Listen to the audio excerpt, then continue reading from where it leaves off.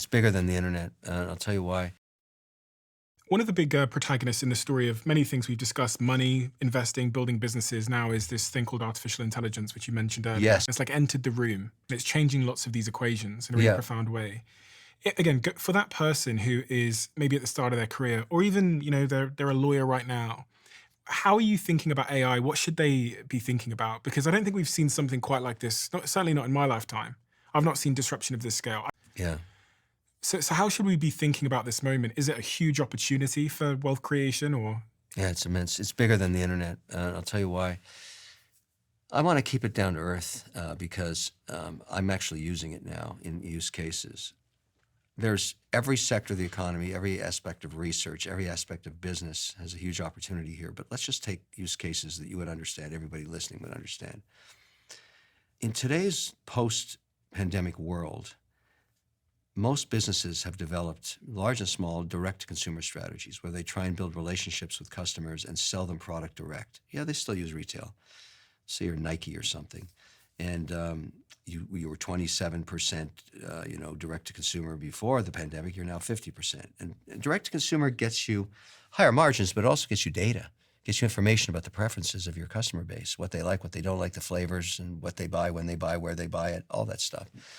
And it's very interesting, that data. And let me give you an example, wine business. If you think about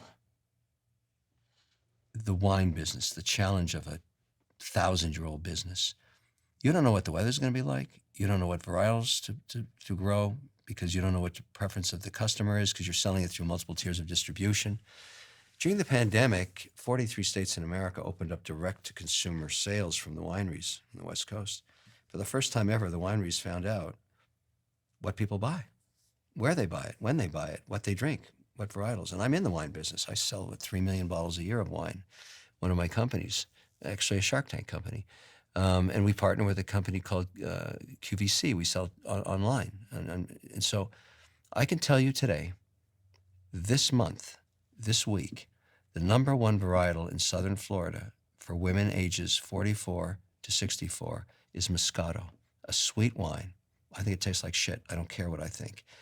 It's the #1 wine right now. And I knew that to make that varietal available 6 months ago so that I would be able to ship it and put the inventory, the CapEx, in the right place at the right time to support that demand for the rest of this summer.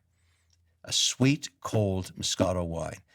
That means I spent a lot less money and a lot less risk. I don't have any varietals they don't want this summer. I have exactly what they want.